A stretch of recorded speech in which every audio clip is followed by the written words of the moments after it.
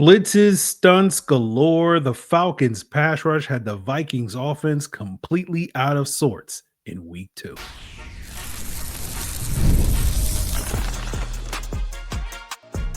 You are Locked On Falcons, your daily Atlanta Falcons podcast. Part of the Locked On Podcast Network, your team every day. Welcome back, everyone, to another illustrious episode of the Locked On Falcons podcast, your daily Atlanta Falcons podcast, part of the Locked On Podcast Network, your team every day. And today's episode is brought to you by Mazda. Like our players, we sweat every detail because when you make every move count, pulling off the unexpected is only the beginning. Stay tuned later for the highlights in this week's Moving the Game Forward. Mazda, move and be moved. And if you do not know me, I am your very humble host, Aaron Freeman, aka Mr. Drew, aka Mr. AKA. And I've been covering the Atlanta Falcons for almost 20 years, formerly at falcfans.com. RIP, still going strong here on this illustrious podcast. And I thank each and every one of you that goes strong with me as everydayers. That means you make this podcast your first listen each and every day. And all you got to do to become an everydayer is subscribe or follow for free on YouTube or wherever you listen to podcasts.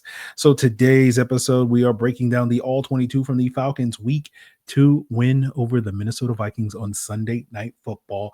We'll talk about why the Falcons offense is so much better with a fullback than without one. We'll talk about what's behind the team's red zone struggles. But of course, you know, one of the big stories of Sunday night's game was how dominant the Falcons defense was.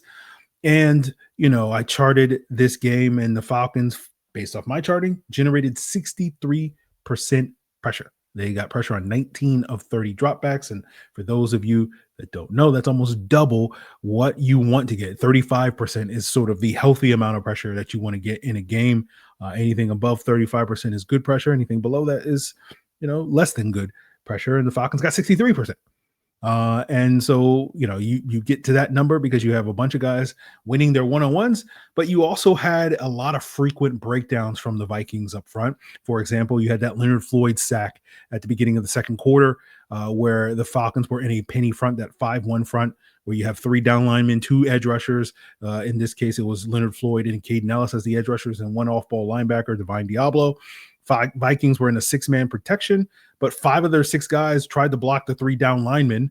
And then their right guard, it's seemingly Will Freeze, looked like he was trying to pull outside to make a trap block against Leonard Floyd, but kind of got stuck in the traffic. It was a log jam of players there, and that basically left not only Floyd unblocked, but Caden Ellis was also unblocked on the backside.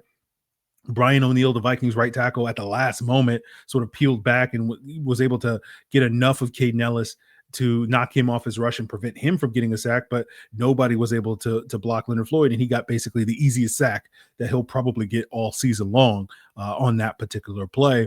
And the Falcons were able to win a number of times with unblocked pressures. I counted 3 unblocked pressures in this game. I counted 4 pressures off of stunt. Almost all of those came in the first half, where about half of their pressures in the first half came or featured either unblocked or stunt pressures, right?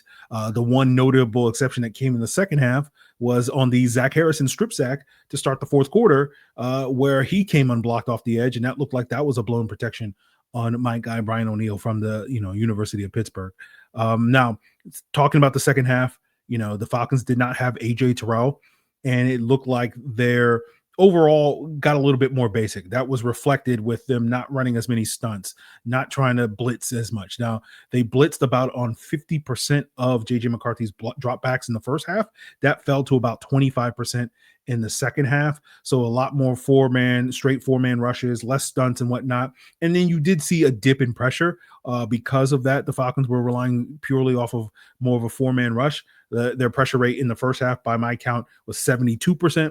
In the second half, it was 50%. So 50% is still more than healthy, but obviously the Falcons weren't as dominant without being able to dial up some of those stunts and blitzes that they were doing regularly in the first half, because they were more confident in their coverage on the back end. Now, we did see them dip in terms of man coverage on the back end in the second half. Right. I charted them with playing man coverage on only about 25% of their second half snaps, or pass plays. not counting run plays, compared to about 50% man coverage in the first half. And they predominantly relied on that cover 4 or quarters look or that cover 6 quarter half in the second half as their primary zone coverages. And when we look at the pass rush, based off my charting, James Pierce led the team with 5 pressures. Brandon Doris and Leonard Floyd each had 4. Aruka Roro, Zach Harrison, Kane Ellis each had 3. Jalen Walker had 2. Laquale London and Arnold Ebiketie had 1. No pressures for David Onyemata. And while Ebiketie and Onyemata were near the bottom of the list in terms of pressures, they did make up for that by being less impactful as pass rushers, by being more impactful as run defenders. I thought it was a much better day for David Onyemata than he had in week 1 against the run. They were still working him as a nose tackle in their base defense. But when they did go to their penny front, which they used a lot more than they used their base defense this week, both of them are 5-man fronts, the 3-4, they use 3-4 under, 3-4 bear, or the penny front, as I explained earlier, which is a 5-1. That nose tackle in their penny front was predominantly Laquale London. And so tomorrow on our crossover Thursday with Locked On Panthers host Julian Council, we'll probably get more into the coverage aspect of how the Falcons adjust to the potential absence of AJ Terrell. Hopefully we'll get an update, hopefully a positive update that AJ Terrell is on track to play this weekend so that the Falcons can deal with Teteroa McMillan, who's going to be a challenge. Not the same level of challenge that Justin Jefferson is, but certainly has shown, based off of what I've seen, that he can be an effective number 1 wide receiver in this league. And I don't know if the Falcons really have a guy outside of AJ Terrell that you love the matchup. And even AJ Terrell, given T-Mac's size, is not necessarily the greatest matchup on that. So that will be something that we'll potentially explore tomorrow. For those of you that want to get a deeper look at some of the pass rush, as well as some of the other things that we'll be talking about later in today's episode, including the run game and the red zone woes, you can check out the extended All-22 review, which should drop Wednesday afternoon or evening, depending on when you're listening to this. For the Locked On Falcons Insiders, that is exclusive to insiders, where not only you on listening or watching the podcast, you hear me talk about these things, but if you want to actually see the actual film of many of the things that I'm talking about, as well as other things, we go into the extended All-22 review. Last week we had an extra, I think it was like 80 minutes of film analysis, to breaking down. So that is available for you as a Locked On Falcons Insider. You can become a Locked On Falcons Insider by hitting that link in the description below at joinsubtext.com/LockedOnFalcons. It is a 14-day free trial, and then $4.99 a month after that point. So check it out for free at that link in the description below. But we will move on in today's episode and talk more about the run game and why the fullback position was so instrumental to the Falcons' offensive success on the ground as we continue today's Locked On Falcons. Today's episode is brought to you by Mazda's Moving the Game Forward. For those who believe it's not just about playing the game, it's about redefining it. There are moments that do more than put points on the board. They move crowds, move culture, and keep the game moving forward. And this week's moments that moved the game forward were brought to us by none other than Bijan Robinson. How does Bijan move the game forward? Well, sometimes he does it by defying the laws of physics with his unique elite cutting ability. And when you follow what moves you, following a fullback, and that moves you, the unexpected is only the beginning. And just like there's more to every highlight, there's more to a Mazda vehicle. Mazda, move and be moved.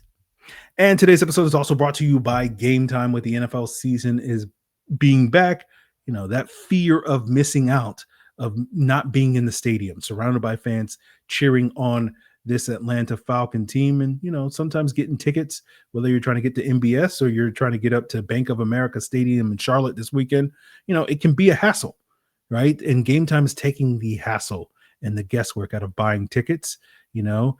With their fast, easy, backed by their Game Time guarantee, you'll always get 100% authentic ticket delivered on time at the best price. And the price, plus all the fees are included. The price you see is what you pay.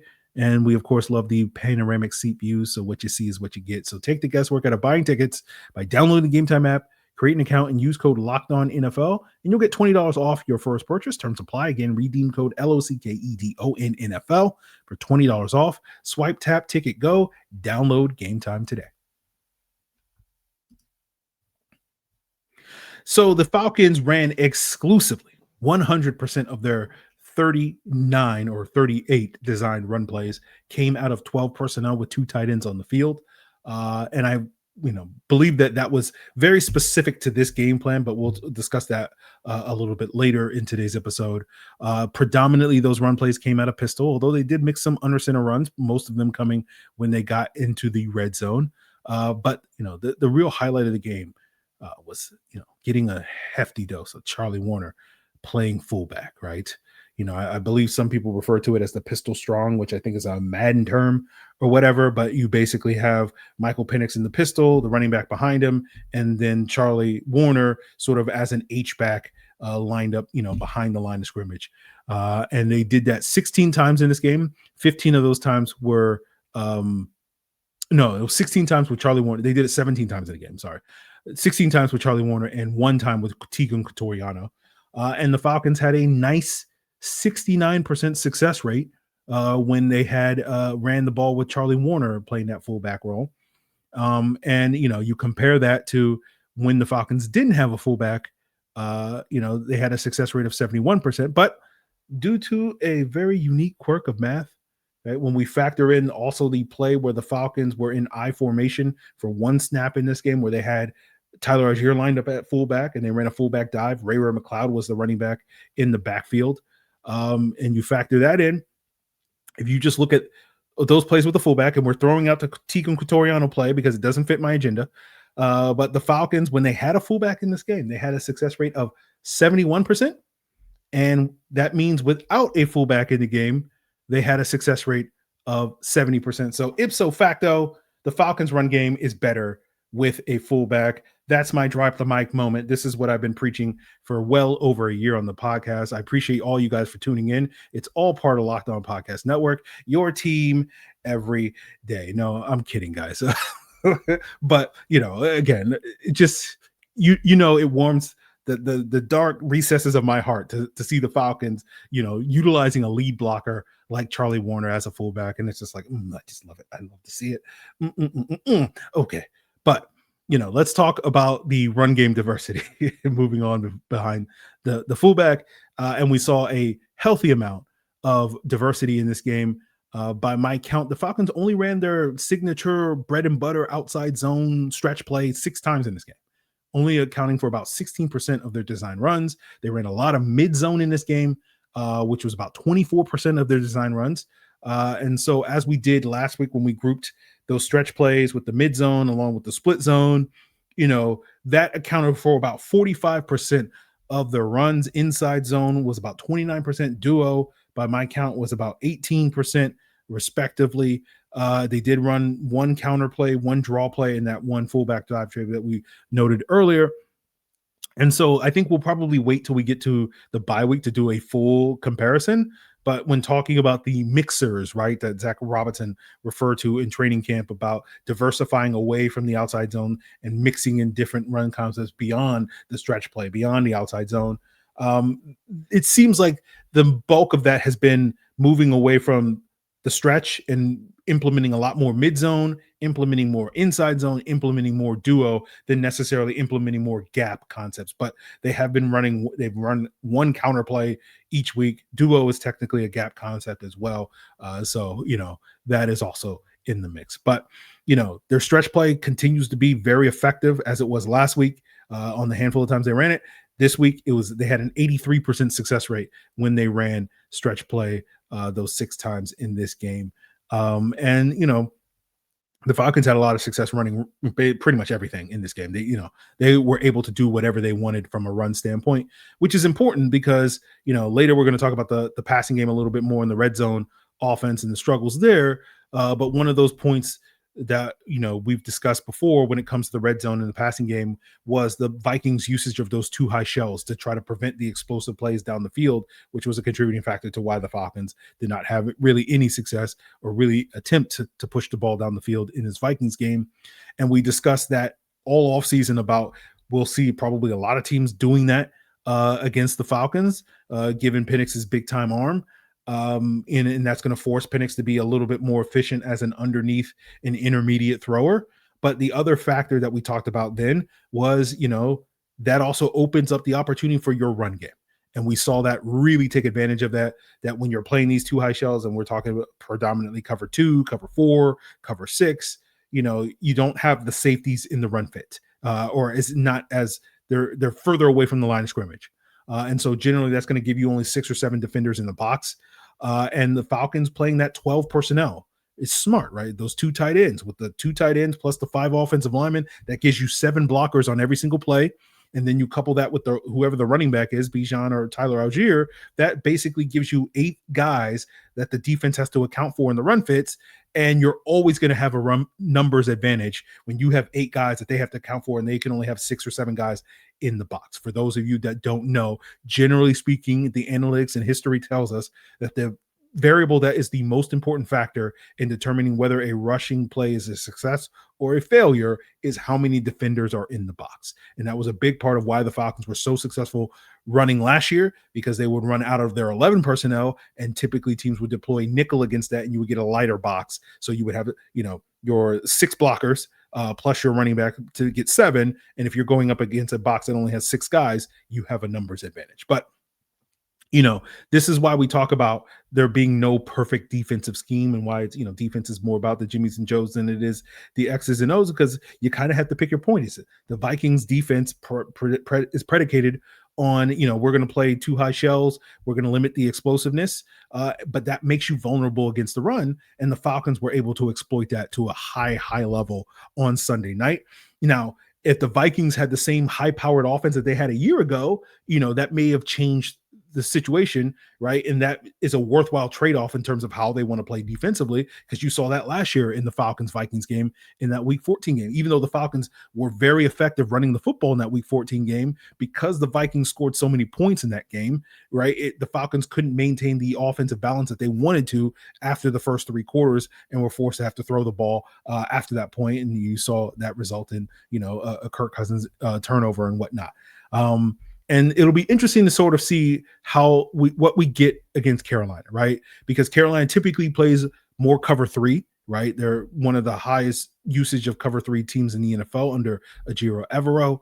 And that's going to allow that safety to be more effective being part of the run fits. However, again, I haven't watched the film yet this year of Carolina, but based off of last year, that Evero scheme is very similar to the scheme it's identical basically to the scheme that the Falcons ran last year with Jimmy Lake and Raheem Morris, which is you're going to present 2 high shells pre-snap and then rotate into cover 3.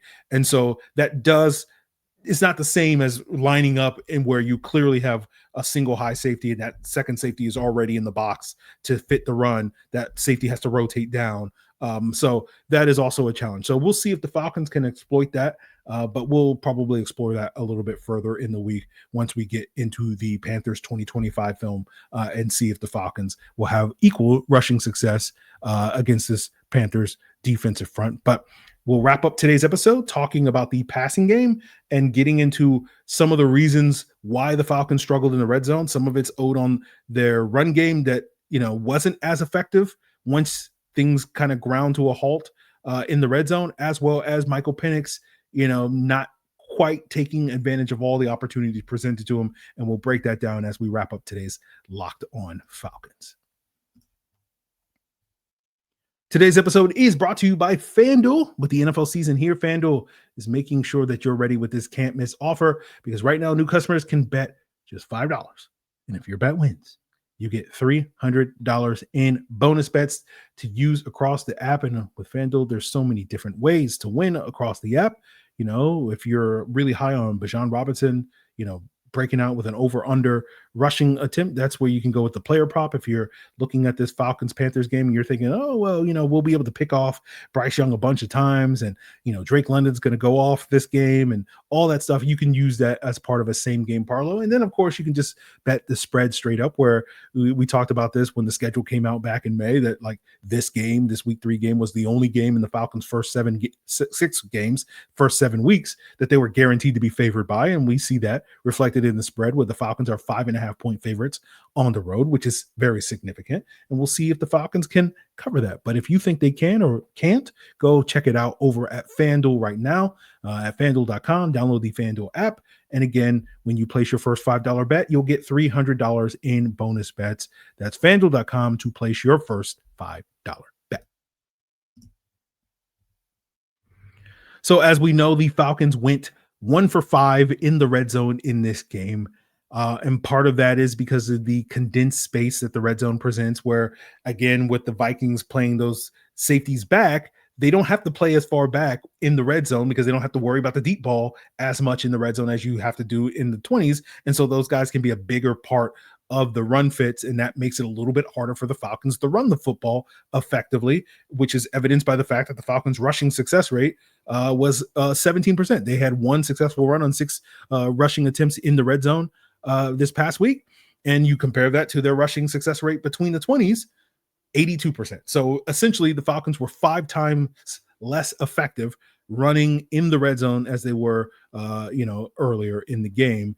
And then you also saw some struggles with Michael Penix, who, depending on what metric you look at, his efficiency dipped in the red zone, right? If you look at his passing efficiency based off of passer rating in between the 20s, he had a passer rating of 105. In the red zone, that dipped to 50. If you look at his adjusted net yards per attempt between the 20s, that was 5.9, and then that dipped to 2.0 in the red zone. And then when you look at success rate, which this is the one where his red zone efficiency was a little bit better, right? Between the 20s, it was about 38% success rate passing the ball. And then the red zone, it was about 43%. Now, the reason for that success rate being better was because, he went 3 for 7 in the red zone, or had success on 3 for 7. I think was he 3 for 7 or 3 for 6? I can't remember. But like those 3 completions, 2 of them were checkdowns, and essentially they were, like 4 and 5 yard checkdowns, which were the equivalent of running the ball 4 or 5 yards, which would be the equivalent of what the Falcons were doing between the 20s running the football. So they were able to get in advantageous 2nd and 3rd down situations with those checkdowns, but unfortunately weren't able to take advantage of that. And so let's focus on the 3rd downs in the red zone, those money downs that, or the downs that can potentially determine whether you get 7 points or 3 points. Those are 4-point swing plays, right? And we had 4 3rd downs in the red zone in this game. We'll focus on the first 3 because that 4th one came late in the 4th quarter, right? The one time that they converted in the red zone came late in the 4th quarter, where the Falcons were trying to bleed clock. They ran it on a 3rd and 7 to Bijan Robinson to try to get Minnesota to use their final timeout. Bijan did an excellent job trying to almost converting that with despite subpar blocking and using his cutting ability. And then we got the ensuing 4th and 1 that got Minnesota to jump off sides, and then the Falcons converted shortly thereafter, if I'm not mistaken. But it was 3rd and 7 basically normally would be a passing situation, but that was a unique circumstance. So let's focus on the 3 previous 3rd downs where we had 2 passes and 1 run. Talking about the one run play that came in the 3rd quarter, it was an Algier carry where he got stuffed, in my opinion, because Ryan Newsom missed a 2nd-level block against Ivan Pace. Hindsight being what it is, but you do kind of look back and be like, man, that would have been a perfect opportunity for the Falcons to zig while they were expecting the zag by running a play-action pass there. But, I'm not going to be too critical of it because at the same time, like, up to that point, that was the 4th time that the Falcons had run the ball to Tyler Algier on 3rd and short. The 3 previous times, they converted all 3 times. And so I can understand why Zach Robinson is, well, if it ain't broke, don't fix it at that point in time. But it would have been a great opportunity, especially when you look at the hindsight of, that was the one time it didn't work. And so that would have been a great time. But it is what it is. So looking at those 2 passes, the first one came in the 1st quarter, where Penix extended the ball outside the pocket, or extended the play outside the pocket, then try to hit Darnell Mooney in the end zone, and then underthrew the pass, right? And on that particular play, he passed up a potential open Ray McLeod underneath in a catch and run opportunity on like a 3rd and 5 or whatever it was. I'm not too broken up on him passing up Ray because I'm not convinced Ray would have converted in that situation because the other safety was coming down to potentially break up that play. To me, the real issue on this play was just Penix underthrew the pass to Darnell Mooney, right? And this goes back to a frequent criticism of Michael Penix when he was coming out, and that didn't really show up consistently last year, given the limited sample. But showed up a couple of times last year in his pro film, which is even though he has that play extension ability, that ability to get outside the pocket and buy time, when he does, you typically don't get good results, right? Like in college, like his completion rate outside the pocket was like 25% or some really ridiculously low number. And like you've seen him being able to throw on the move and whatnot. You saw it, that sidearm throw he did off the play action fake in this game on the Drake London fumble was an incredible throw. But on this particular play to Darnell Mooney, he's rolling to his left and he just kind of underthrows the ball, right? Mooney's working back to the ball, but Penix kind of underthrows it by roughly a yard and a half, right? That if he puts that ball like maybe 2 feet higher, that's probably a touchdown instead of it going into the dirt and Darnell Mooney not being able to scoop it up. Now, you look at the second third down pass that Penix had. That was in the second quarter. That to me was on Ray McCloud, mostly on Ray McCloud, right? Again, maybe Penix didn't have a perfect throw on that particular play, but I thought it was a lazy route by Ray McCloud. But basically, Ray's running what looks to be an out to the pylon, and then kind of rounds off his route, and rather than breaking out towards the pylon, he just kind of rounds it off and runs and just sort of stops running and looks back to the ball, and Penix throws it to the pylon. Now, maybe that ball would have been a little bit more on target if Penix didn't have pressure in his face.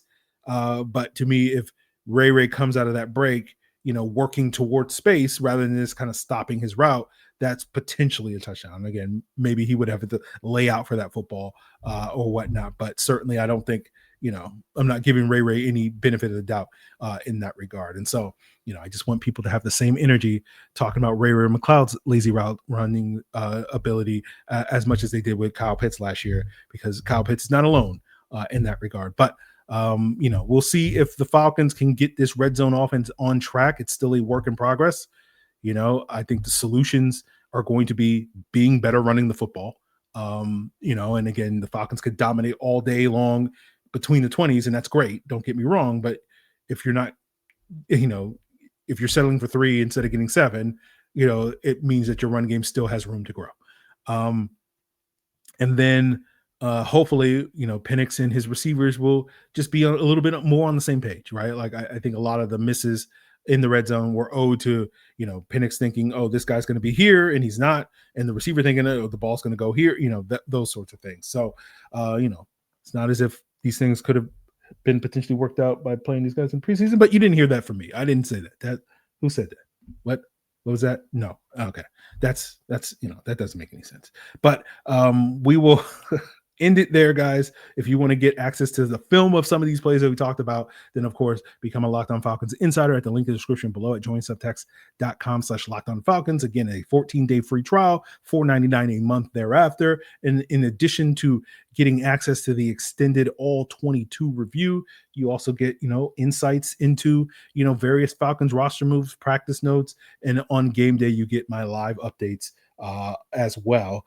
For example, if you care about what I thought about the Falcons adding Keith Taylor to the practice squad, you got that insight as a Locked On Falcons Insider hours before, it's even being discussed on the podcast, and it's not going to be discussed on the podcast. Sorry, Keith Taylor, you're not going to get any love. Well, it's related to AJ Terrell and his status, but we'll get an update on AJ tomorrow. So we'll know more on that front, and we'll get more into the upcoming Week 3 matchup against the Carolina Panthers with Locked On Panthers host Julian Council as well tomorrow. So continue to make Locked On Falcons your first listen by checking us out on YouTube or wherever you listen to podcasts. And of course, for your second listen, check out the Locked On NFL show. 2 shows daily, giving you all the updates going on around the NFL. I'm sorry, guys, that the Kirk Cousins to Cincinnati trade is not going to work out. Unfortunately, they chose Mike White of all people over Kirk Cousins. What a Desmond Ritter's back in the league, working his way. He's in Minnesota now. He's going to eventually work his way to Sean McVay in LA, going from Cincinnati to Minnesota, all the McVay disciples until he finally lands with McVay in 2027. So we will see as the backup to Stetson Bennett, of course. But we'll see how that goes. And that will be, maybe perhaps the most epic battle, quarterback battle we've ever seen in the history of sports. But, that's another fanfic that I'm working on. But anyway, you check that all out I don't think they're talking about that on Locked On NFL, but whatever they're talking about, you can check out Locked On NFL on YouTube or wherever you listen to podcasts. It is all part of Locked On Podcast Network, your team every day.